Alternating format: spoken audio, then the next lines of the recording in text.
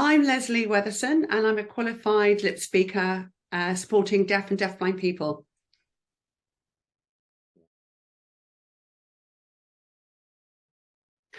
It does vary, if I'm completely honest, and it has changed since the pandemic. Before the pandemic, lots of travel. There are only around 50 lip speakers in the whole of the UK that are working.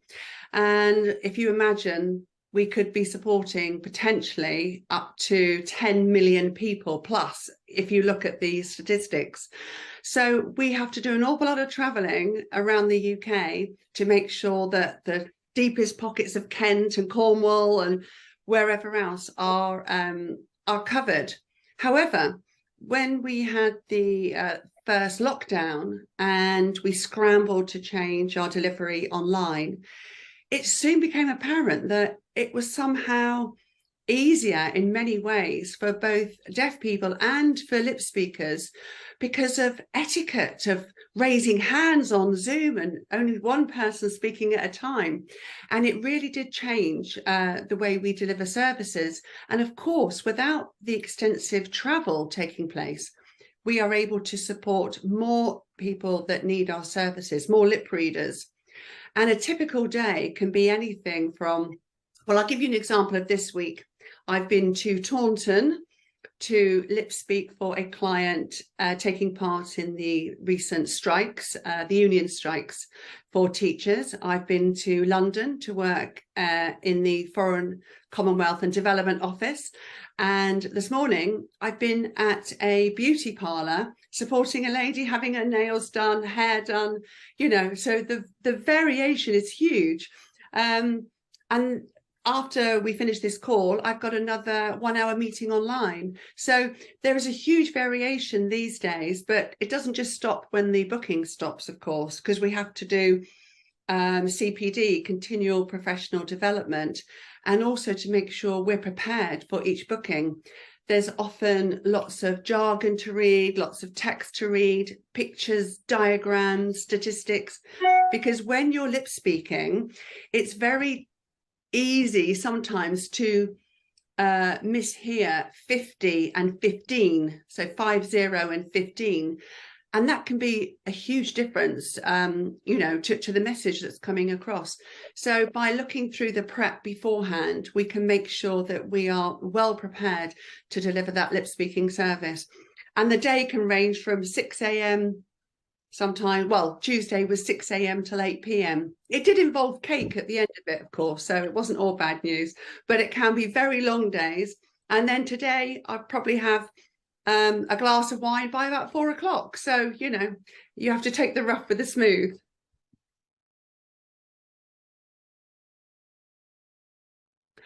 I think the variety is definitely up there. I used to be a nurse and a midwife, and going into hospitals in a very different role as a lip speaker means that I'm doing a really important job. I'm making sure that communication is effective to make sure choices can be made that are informed choices. But also you can leave the job feeling as though, it was great that communication was effective, that you've done a good job. The next day I could be in court working, for witnesses, for defendants, whoever. So the variety means that we're always kept on our toes. We have to make sure we're prepared often for the unexpected. And we use the term of being a swan. We have to make sure on the surface we look like the swan, even if underneath, our legs are going 10 to the dozen. So definitely the variety is what makes my day great every day.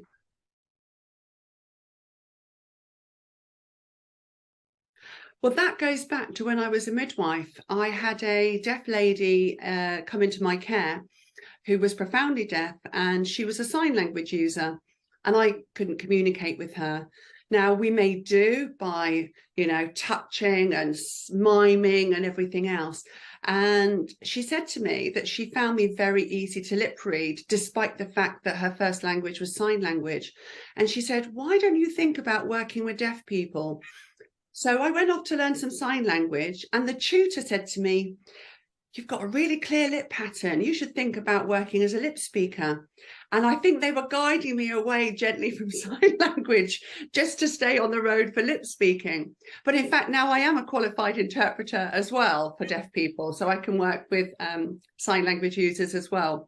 But it was I suppose, the guidance given by those deaf people that I met at the time that said, "You're easy to lip read, give it a go." And I've never looked back since.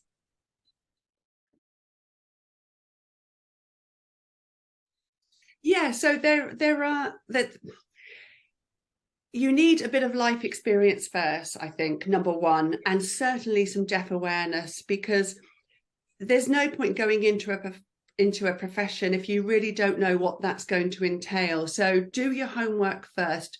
Go to a local lip reading class and find out what happens when someone's lip reading. They're going to be staring at you quite intensely, and some people aren't comfortable with that. So there's lots of things around what you should do beforehand. Deaf awareness is really important, and there's a new qualification coming out from Signature that involves having that core knowledge first and then doing the lip speaking qualification. And it's currently a level 3. And once you've got that qualification, which takes around 18 months from start to finish, and that means the day you get your ticket, you can go out and work with deaf and deafblind people. I would say, do your homework, take your time, find out what's out there, and immerse yourself with deaf people. They're wonderful. If you want to go out, have a really nice evening with some lovely people, go to a local deaf club, go to a local deaf pub if you're old enough, and mix with deaf people, and then really start to think, am I lip readable? Can I make communication effective? And do a little bit of research online, look on social media. There's plenty of clips out there to see what a lip speaker does. But yeah, a good command of English is very important to understand. It's okay, your ear's working, but when you're having to repeat words that can be quite complex English, knowing what they mean and knowing what letter they start with can often be tricky. If you think like the word psychosis, what does that start with? You have to be aware of, have a good command of English. That would be my top tips. Deaf awareness, good command of English, go out and meet some deaf people.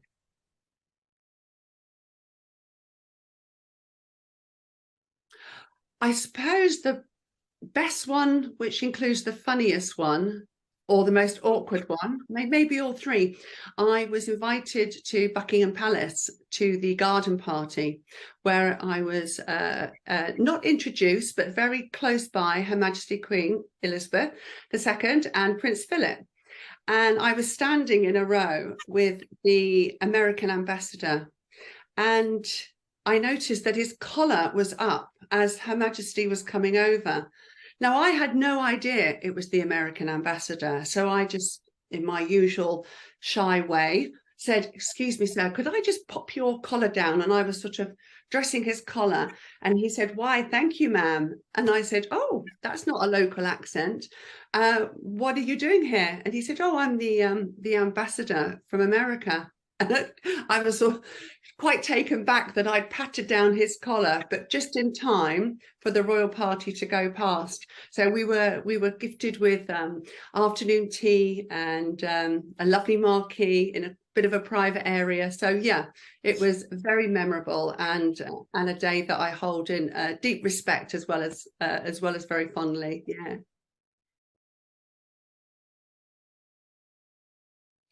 I think it alludes back to what I said before. Do some research, do some homework.